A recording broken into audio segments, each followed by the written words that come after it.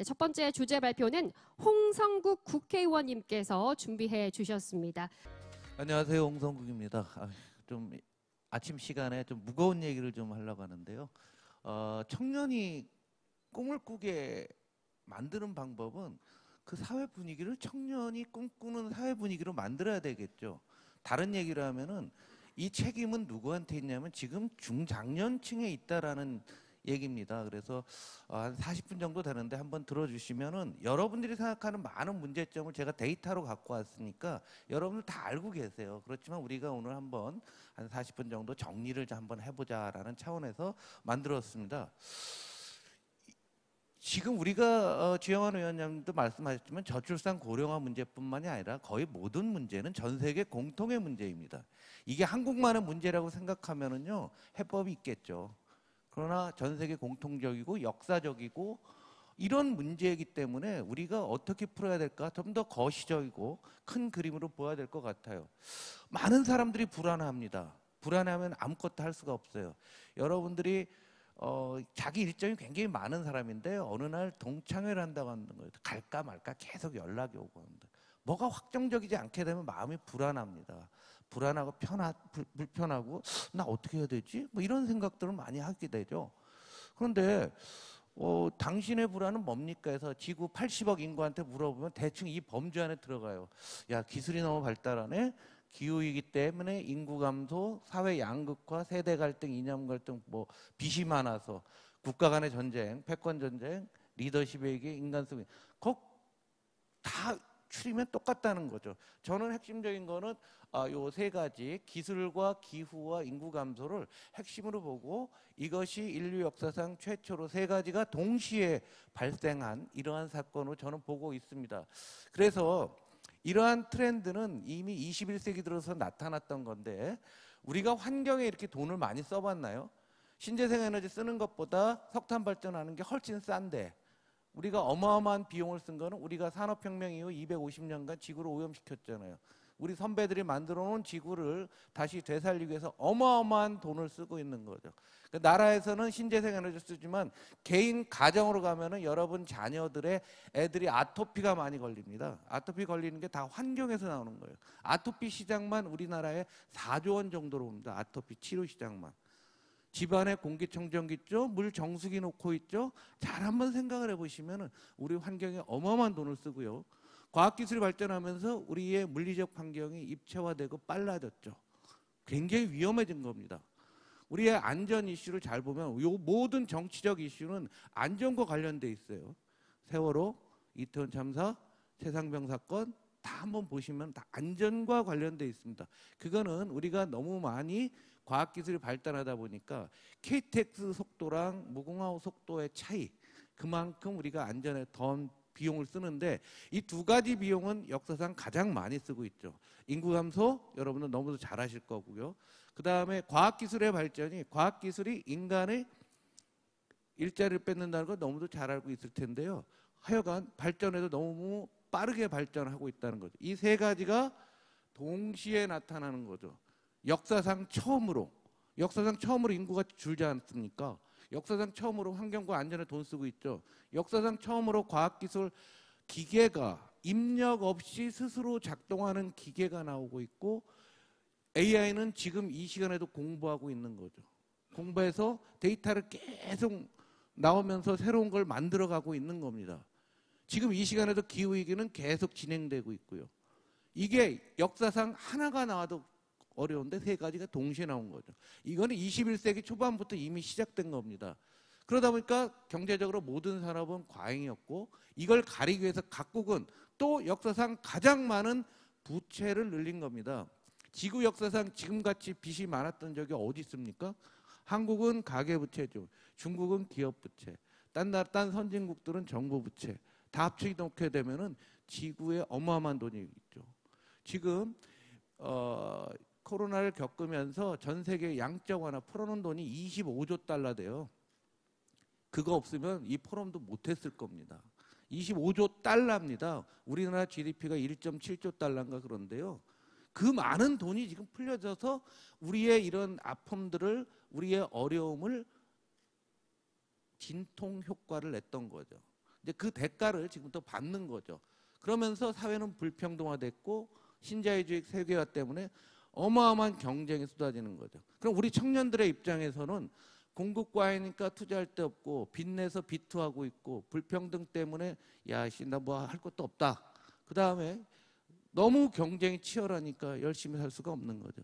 우리 사회를 한마디로 그래서 제로섬 사회가 된 거죠. 많은 사람들은 현실을 도파하든가 나 혼자만 잘 살겠다. 그러면서 갈등하고 사회가 해체되면서 경제는 어려워지고 있는데 코로나19가 이 속도를 더 빨리 해놓은 거죠. 그래서 여기서 꼭 지적하고 싶은 거는 여기 오신 여러분들은 우리 사회 리더 계층이십니다. 리더들이 이 전체 그림을 알면서도 무시하고 있고 통으로 안 보고 짜잘한 작은 규모로만 리더들이 계속 보다 보니까 리더의 무능 그리고 단기 대응들을 계속 해오고 있는 게 현재 우리 사회의 가장 큰 문제고 이것은 세계적인 문제다라고 보시면 저는 생각하고 있습니다. 이 중 뭐 여러 가지 있는데 오늘 금융권에서 많이 오셔서 이래요. 싱가포르 투자 쪽 GIC가 봤는데요. 향후 40년간 주식 60, 채권 60을 얻는데 온도 상승이 넷제로가 돼도 투자 수익률이 마이너스 10%가 나오고 실패하면은 37%가 나온다는 거죠. 근데 우리나라는 문제가 많은 게 전 세계에서 에너지 소비가 가장 많은 국가 아니에요. 우리나라 국토의 8배 반 정도가 커져야지만 세계 평균을 갈 수 있다는 거죠. 한국이 가장 어려운데 계속 뒷걸음치는 게 현재의 상황입니다. 자, 이제 인구 문제가 항상 이 얘기 나오면 계속 나오고 있는데요. 인구 문제가 우리 사회에는 71년도로 왜냐하면 71년 돼지띠가 제일 많잖아요. 여기도 계실 건데요. 2016년에 완벽한 항아리형을 만들었고요. 2050년에 이렇게 되고 이거 확정이 돼 있잖아요. 저는 인구 못 는다고 생각합니다. 위원장님 죄송합니다. 안 는다고 생각해요. 2.1로 지금부터 만약에 올라가더라도요. 그 애들이 다시 결혼해서 2.1을 나올라가면은 몇 년 걸리겠습니까? 한 3, 40년 후의 일이에요. 저는 그때 저 하늘에서 보고 있을 겁니다. 3, 40년 어떻게 될까? 이거는 안 되는 거거든요. 그럼 사회 시스템 전체를 바꿔야 된다. 그러면 우리가 뭐 0.7대에서 1.5 정도 이런 목표를 세워갖고서 꾸준히 좀 가야 될 텐데 왜 제가 2016년에 정확히 이렇게 됐다는 얘기죠. 우리 사회 시스템은 피라미드를 전제로 만들어 놨고 항아리가 이렇게 되는 거는 이미 2005, 6년부터 다 예상됐던 거 아니에요. 아무것도 안 했잖아요. 이것도 확정된 거잖아요. 아무것도 안 해서 누구 책임? 우리 모두의 책임이라는 얘기죠. 그래서 우리가 지금 어제 대통령께서도 말씀하셨고 연금 개혁한다, 건강보험 개혁해야 된다 이런 얘기 다 하잖아요. 그것뿐이 아니죠. 학교 다 문제되죠. 학생 수 때문에 문제가 되잖아요. 그런데 많은 사람들은 어떻게 하면 교대 갈까 아직도 사범대 갈까 생각하잖아요. 한번 잘 생각을 해보세요. 생명보험이 유지 가능할까요? 생명보험도 요걸 가능. 세대 간에 릴레이 게임 하는 게 생명보험인데 생명보험이 존재할 수 있나요? 여러분 주식시장에서 생명보험 주가를 한번 보세요. 20년간 꼼짝도 안 하고 있습니다. 큰 흐름 없어요. 모두가 바꿔야 되고 모두가 당사자라는 얘기죠. 그래서 이런 것들을 대비한 정책이 나와야 되는 거예요. 그래서 사람이 불확실한데 청년들이 꿈을 갖고 뛰려가면 이 불확실성을 제거해줘야 되고 이것은 바로 현재 기득권을 가지고 있는 리더들의 문제다. 리더가 아무 일도 안 하고 있는 게 문제라는 거죠. 이걸 좀 더 미래학적으로 놓고 보게 되면 이 빨간색이 뭐냐면 인간의 욕망입니다. 인간의 욕망은 계속 커졌죠. 근데 지금은 지구상 욕망의 크기가 가장 큰 시대입니다. 왜 그러냐면 욕망을 못 채우는 사람이 많다라는 거죠. 그 욕망은 누가 갖고 있냐? 청년일까요? 중장년들입니다.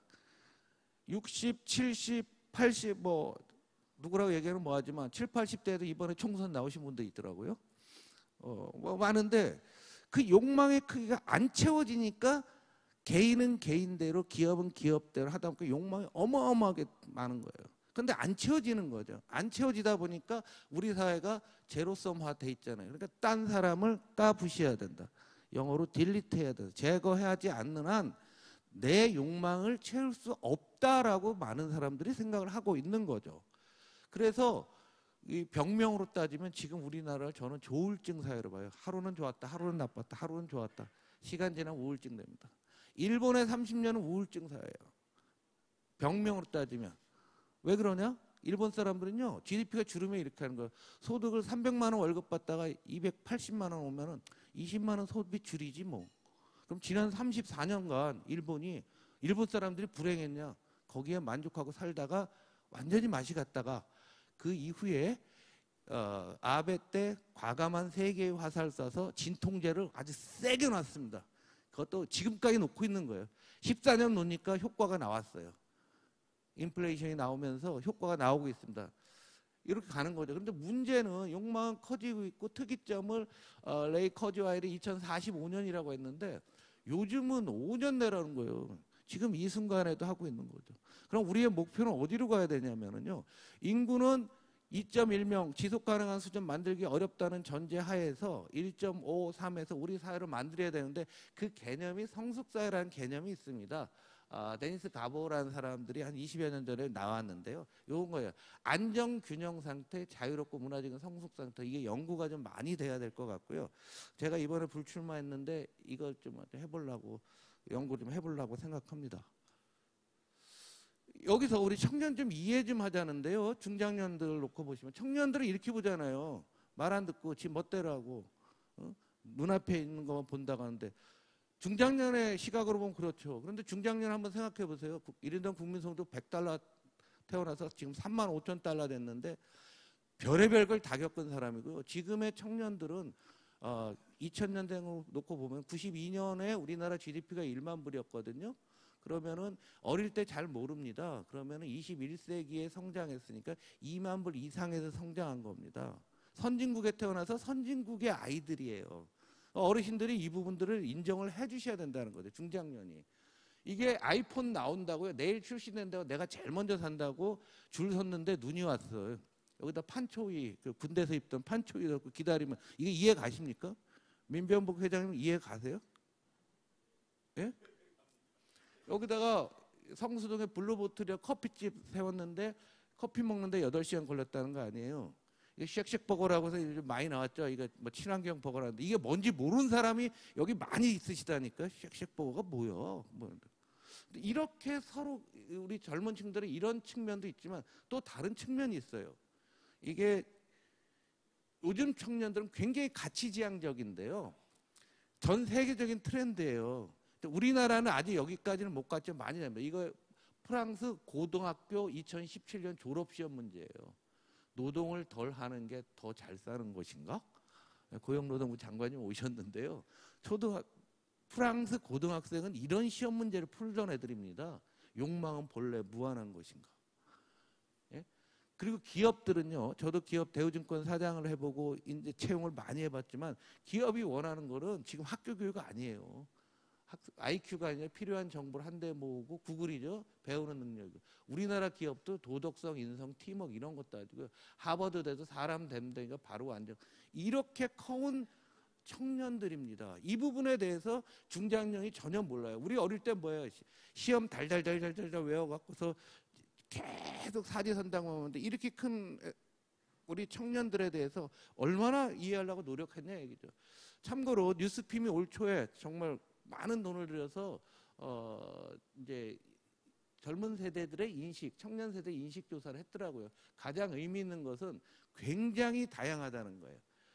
경제적이라고도 보지만 그렇지 않은 것도 상당히 많이 있어요. 그래서 청년은 하나로 너는 이런 애들이야 이렇게 생각하는 것부터 바꿔야 된다라는 거죠. 보면은 되게 웃기죠. 가장 의미 있는 것은 경제적인 거고요. 현재와 미래에 대해서 우리나라 계층 상승이 가능하다. 한국의 미래에서 암울한데요. 조금은 뭐 있는데 10년 후에는 더 어려워질 것 같다. 그러니까 청년들한테 미래에 대해서 굉장히 불안해하고 있다는 통계가 나왔고요. 더군다나 그렇게 큰 청년이고 선진국에 태어나서 선진국 학교 다니고 선진국에서 사회생활하기 때문에 돈뿐만이 아니라 굉장히 중요한 적정한 근무 시간, 적성과 문화적인 측면 많이 있는 거죠. 우리가 직장 내 갑질 얘기가 많이 나오고 있지만 청년들은 이 부분에 대해서 과도하게 생각하고 있다는 게 매우 중요한 어떤 트렌드로 나왔는데요. 필요하시면 뉴스핌에 요청하시면은 이 통계 자료가 있으니까 한 번쯤은 보시면 도움이 되실 것 같습니다. 그런데 반면에 청년들도 좀 이해를 해주시기 바라요. 우리 중장년층에서. 저는 세대 갈등 이야기하는 사람을 매국노라고 생각해요. 세대 갈등이라고 막 하는 거예요. 없는 걸 자꾸 만들려고 하는데요. 가급적 이 얘기는 안 하는 게 좋습니다. 서로 그 이전에 이해를 해야 돼요. 왜? 우리의 할아버지들, 우리 청년대 할아버지들이 OECD에서 가장 빈곤하고요. 세대별로 놓고 보더라도 젊은 세대보다 상대적 빈곤은 높을수록 많아요. 그런데 2020년에 뚝 떨어졌네. 왜 그럴까요? 긴급 재난지원금 지급해서 그렇습니다. 그거 안 해놓으면 옆으로 쭉 간다는 얘기죠. 그래서 중장년층도 굉장한 피해의식이 있다는 겁니다. 심리적으로.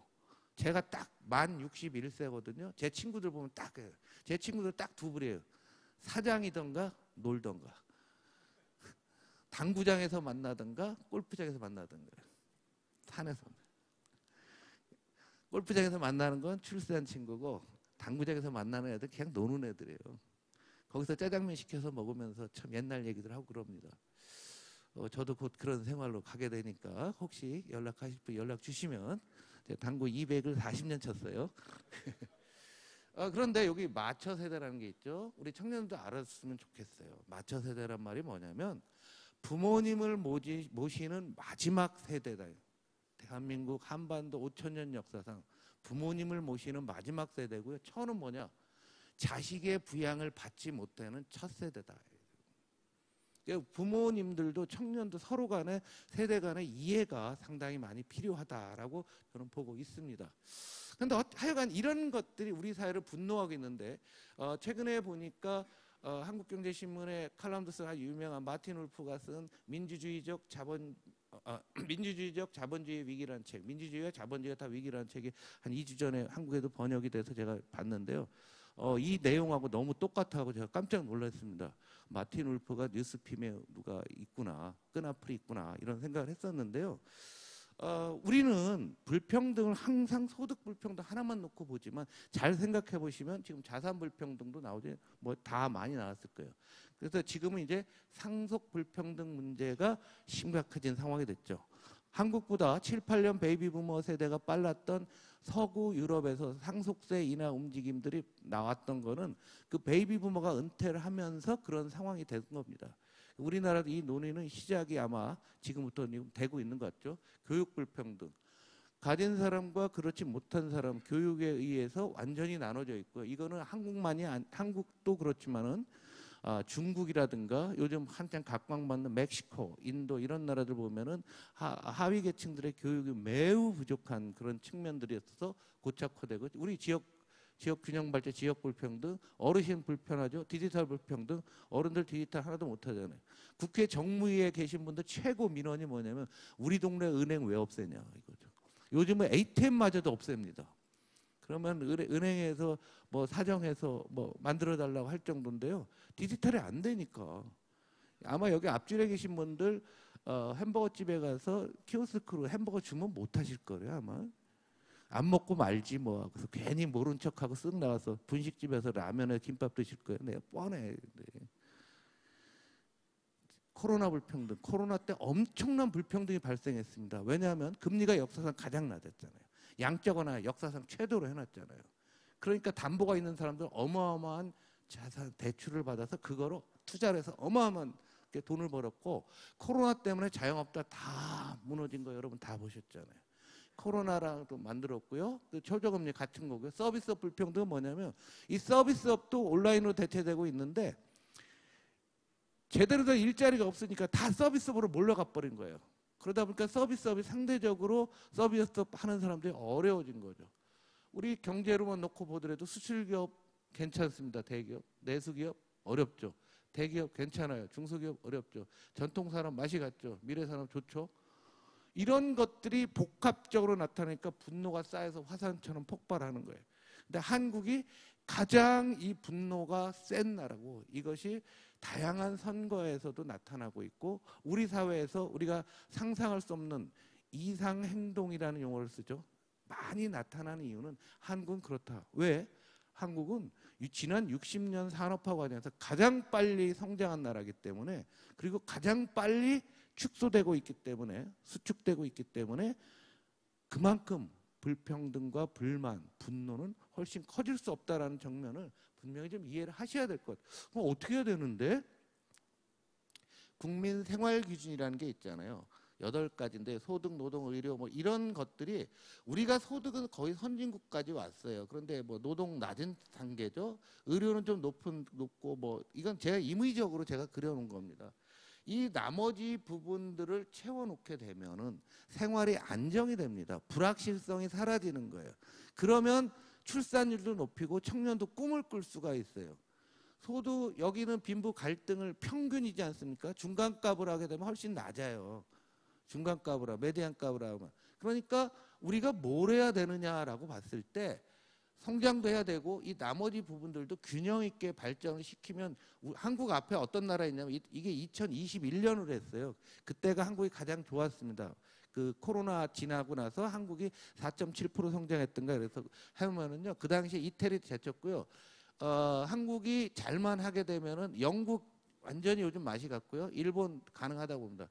프랑스 요즘 브렉시트 때문에 수혜를 와서 괜찮긴 한데 우리가 갈 수 있습니다. 별 차이 안 나요. 그러면 미국, 독일, 한국까지 우리 갈 수 있는 우리는 분명한 잠재력이 있는데 그것을 하는 방법 중에는 이런 것들을 우리가 균형 있게 보여야 된다는 거예요. 저출산 대책이라고 해서 출산하면 돈만 준다고 해서 낳느냐? 절대 아니죠. 교육은 어떻고 주거는 어떻고 환경은 어떻고 교육은 어떻고 모든 것들이 종합적으로 나와서 내 미래가 예측 가능해졌을 때 청년은 꿈을 꾸게 되는 거예요. 숙면을 할 수가 있습니다. 그래야 꿈을 꿀 거 아닙니까? 그런데 지금 불안하단 말이에요. 안 되니까 이런 상황이라는 얘기입니다. 참고로 우리가 한번 생각을 해보면 일본이 요즘 살아나는데 양적 완화, 대규모 투자, 초저금리, 세계의 화살이죠. 그것만 있었던 게 아니에요. 기시다 총리에 대해서 지지율이 낮지만 기시다 총리가 21년에 뭐라고 했냐면요. 국가 전체 이데올로기를 새로 정립했어요. 다 아는 내용이에요. 우리가 성장을 해야 된다. 왜?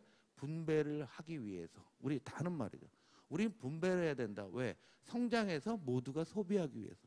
이 선순환 구조를 만들겠다는 일본의 새로운 자본주의 구상이라는 내용에 발표됐고 이런 것들이 사회적으로 확산되고 있지 않습니까?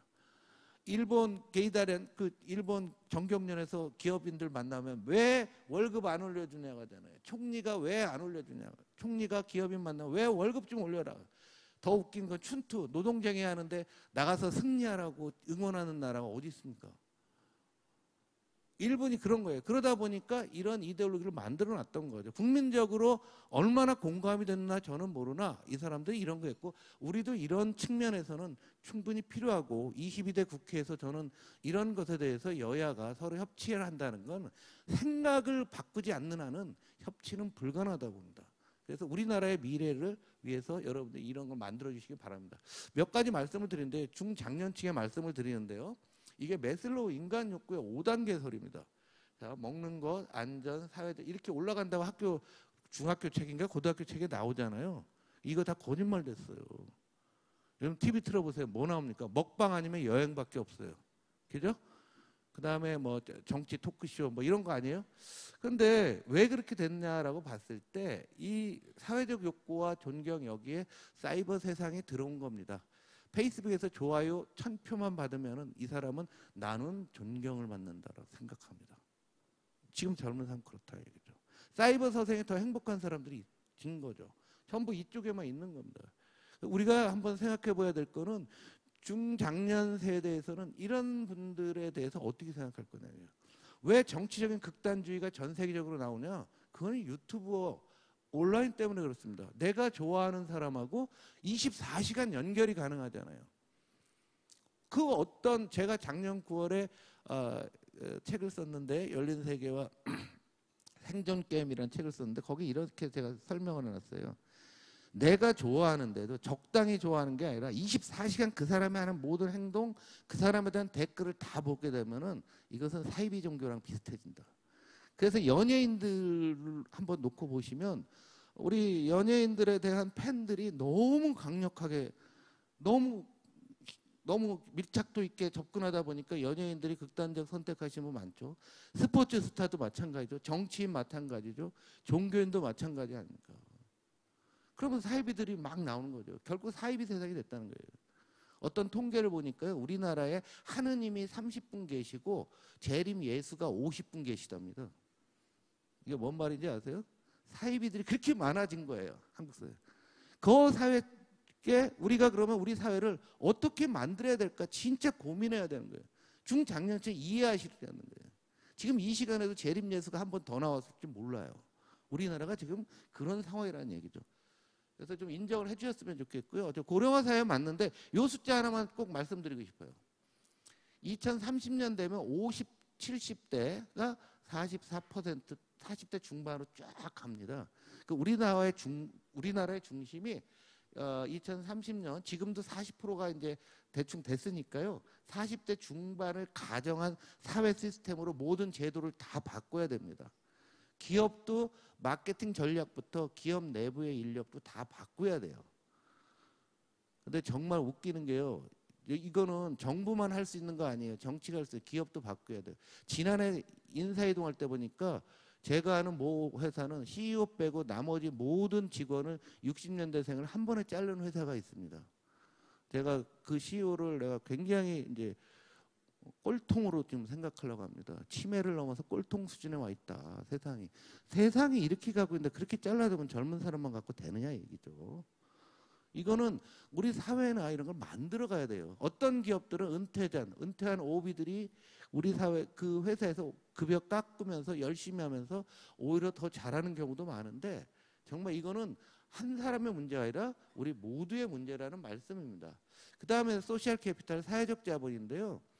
우리는 너무 크고 신자유주의에 한국만큼 매몰된 나라가 없어요. 신자유주의 뭐예요? 시장이 알아서 하도록 정부는 관여 안 한다. 내가 멋대로 더 나갔지. 질주하는 기관차와 같이 자본주의는 덜 나간다. 이게 신자유주의입니다. 근데 그거보다 더 센 뉴라이트 하시는 분도 계신데요. 우리 한번 생각을 해보셔야 돼요. 고등학교 경쟁에 나온 거죠. 대학생이 너 다닌 고등학교 어땠어? 그랬더니 사활을건 전장이라고 봤더니 한국이 80, 딴 나라보다 훨씬 높고요. 믿고 의지할 사람 있니? 했더니 우리나라 대졸자 80%, 딴 나라에 비해서 낮은데요. 학력이 나는 고졸자들은 40%밖에 안 돼요. 우리가 얼마나 보듬어졌나요? 그런데 이 대졸이요. 지금 베이비 부머들, 우리 똥파리 하는 82학번 세대들이 가장 많은데요. 이때 대학 간 사람은 30%밖에 안 되거든요. 굉장히 외로운 사람들이 사회에 많다는 걸 인정하고, 요거는 데이터 수치가 높을수록 공부를 많이 한 사람을 믿을 수 있다라는 거예요. 여기는 공부 많이 한 놈이 더 더럽다, 뭐 이런 의미죠. 그런데 한국을 잘 보시면 이렇게 역시 북유럽에 있는 나라들이 확실히 많은 이게 지도층이 되는 거죠. 나는 우리나라에서 지도층이라는 용어 쓰는 거 굉장히 싫어합니다. 지도층이 더 부패하고 더 모르는데 뭘 지도층이야. 그냥 역할을 하는 거죠. 이게. 우리나라 사람들은 러시아 수준에 와 있잖아요. 뭐예요? 배운 놈이 더 해먹더라 얘기죠. 이런 통계들이 물론 정확하지는 않겠지만 이렇습니다. 다른 통계로 봐더라도요. 너 어려울 때 도움을 치료할 사람 있냐 봤더니 우리나라가 없다가 20% 정도 됩니다. 교육제도, 우리 청년들이 이 교육을 받고 온 이 제도에 대해서 어떻게 생각하냐. 부모의 경제력이 명문대학 진학에 큰 영향을 준다 했더니 매우 그렇다, 약간 그렇다, 85%가 돼요. 대입 전형에서 종합적 정성평가 공정하자고 믿느냐 했더니 아니라는 사람이 60%에 육박하는 나라입니다. 그러니까 우리가 저출산 대책 돈으로 해결이 안 되는 거예요. 돈으로 해결하는 방법은 간단하잖아요. 옛날에 대선 후보 항상 나오시는 H모 씨 공약식밖에 없는 거 아니에요. 사람들이 그러니 그거 갖고는 안 되는 거죠. 우리가 이런 사회가 나서는 안 된다는 거 우리 스스로 엮여야 돼요.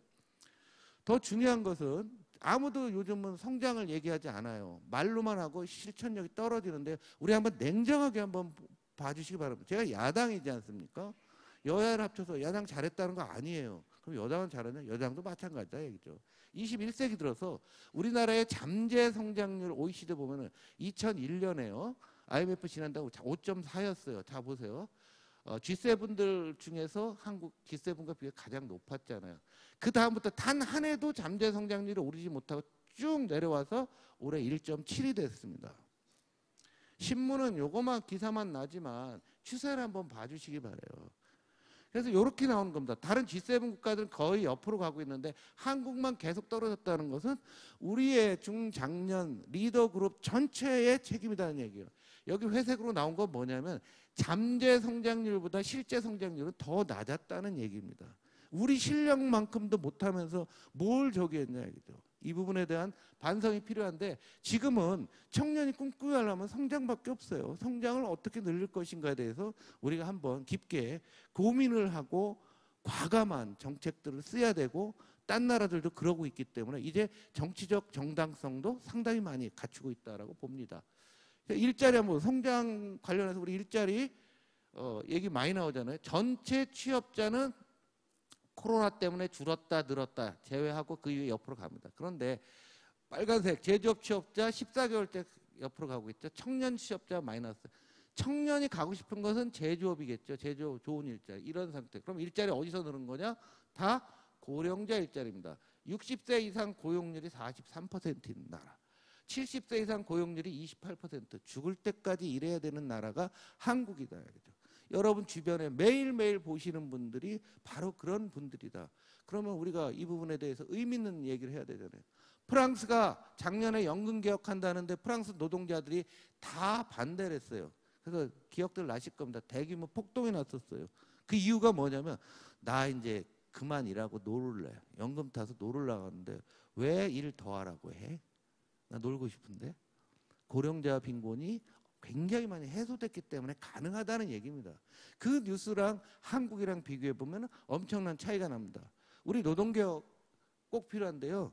이 노동개혁에서 우리 인생 이모작 한번 생각을 한번 해보시면요. 55세경, 50대 초중반에 그만두신 분들이 가는 모든 일자리를 보면은 다 임시직으로 가고 있습니다. 딴 나라에 비해서 55, 60세 임시 고용자 비율이 가장 높은 나라가 한국이 됐고요.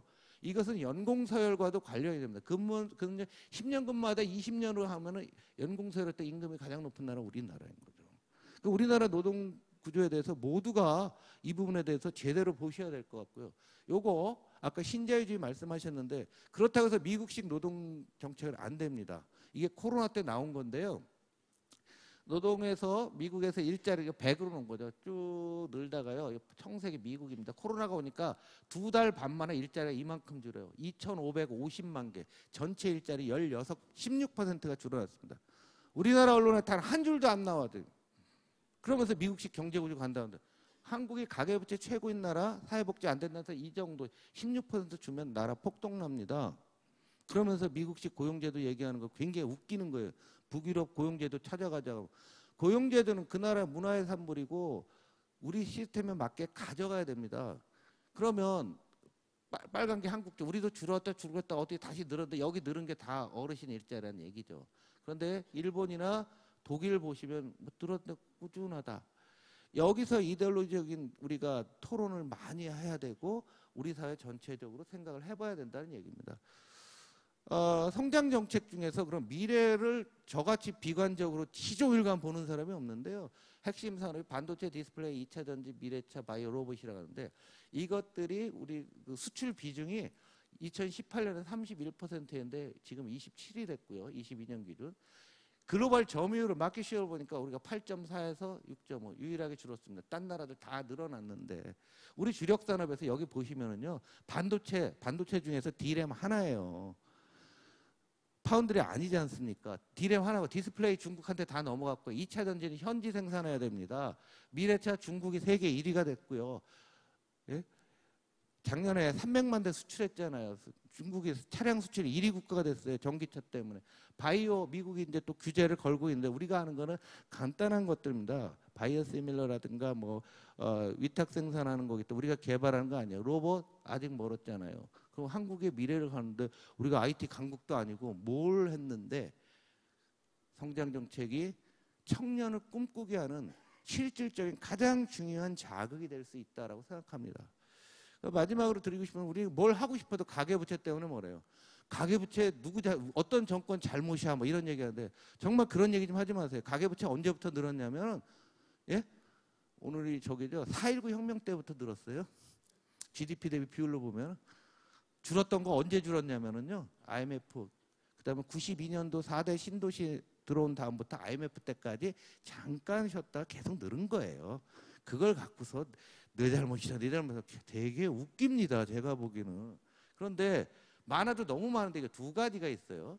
한국보다 높은 나라도 있죠. 스위스 가계부채. 그런데 요거는 부채만 따진 거예요. 지금 많은 언론이나 이런 데서 통계를 굉장히 왜곡해서 합니다. 해석합니다. 그래서 정치적 목적을 이용하는데요. 이런 나라는 가계부채 우리가 많은데 가계 금융 자산은 더 많아요. 순금융 부채로 하게 되면은 여기는 훨씬 낮아요. 우리나라 이런. 그런데 한국은 158이 실제로 세계 1위에 156. 여러분 100으로 알고 있는데 50은 뭐야? 그게 900조 전세 자금입니다. 과거에는 전세를 내 돈으로 했지만 지금은 전세를 대출받아서 하잖아요. 그 전세라는 한국만의 제도 때문에 한국이 이렇게 많고 가처분 소득 대비 전세 포함 상상할 수 없을 정도로 많아요. 이 부분에 대해서 해결이 안 되면 지금 단기적으로 가장 큰 문제고 바로 오늘의 문제예요.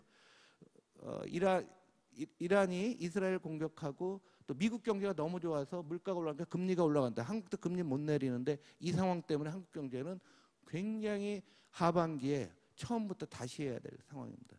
오늘 오후에 그래서 저희 당에서도 제가 들어가서 대책 발표 뭐 이런 거 하려고 합니다. 결국은 뭐냐, 사무엘슨의 행복방정식인데요.